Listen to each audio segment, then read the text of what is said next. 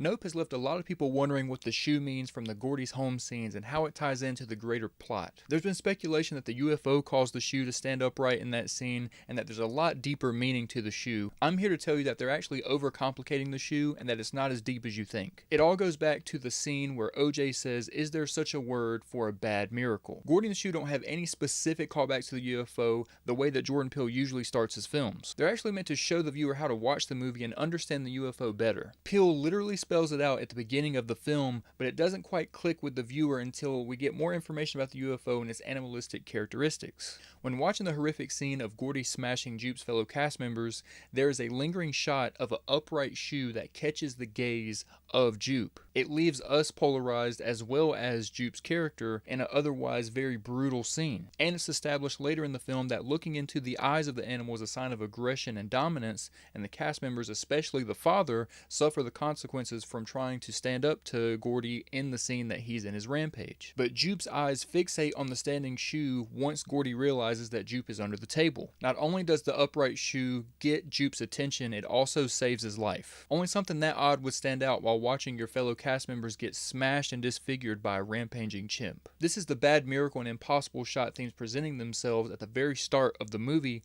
that follow Jupe throughout his journey that lets him believe that false sense of security when dealing with the UFO. Jupe believes Gordy sees him as an equal due to him presenting the fist bump after his rampage against all of the cast members, which feels like a false sense of security to Jupe in that moment. It's also good to point out that apes like to use their hands as a way of communicating acceptance and permission. This hand signal could have meant a number of things, but for Jupe, it meant in that moment he was safe from Gordy. That false sense of security that builds Jupe's ego is what leads to him and his audience's death later in the film. Another connection that Jupe probably had with Gordy is that he was known as the token character in his shows Kid Sheriff and Gordy's Home as the Asian character in a otherwise predominantly white cast. Gordy and Jupe are both used for the spectacle of their differences. This relationship is established when Jupe is explaining the story to Emerald about how it's been parodied through SNL skits and Mad TV covers. Through this, we see that Jupe feels that he was spared by Gordy specifically through the connection that they had. To tie this into Jupe's demise, the main theme of Nope is capturing the impossible spectacle for our entertainment, which almost always ends in failure without the proper safety precautions. But some things are better left alone, such as chimps in shows and UFOs in the sky. Every lesson we learn from the flashback from Gordy and OJ's wisdom of you can only make a deal with the animal, never fully control it, is applied to the UFO.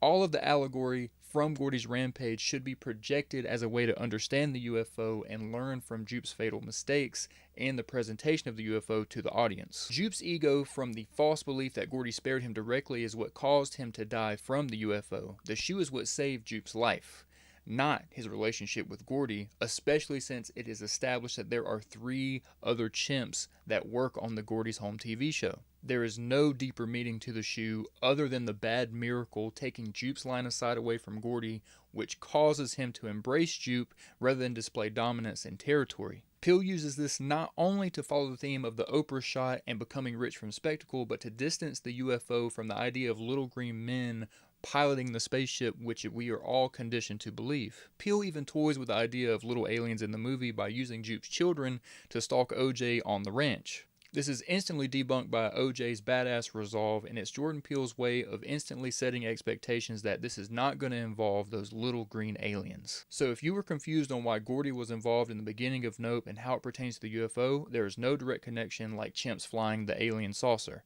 but more of an underlying theme that explains how we should perceive the animalistic UFO. I hope this cleared things up for you and that the second and third viewings of Nope is now that much more enjoyable. And if you did, go ahead and give us a like and let us know in the comments below if you agree with us and if you think this theory is plausible. We love this movie here at the Dork Side, so if you want to hear our full spoiler review, go ahead and click right here and subscribe and hit that bell so you never miss another one of our discussions and video essays, and you'll be entered into that next-gen console giveaway announced at 1,000 subscribers.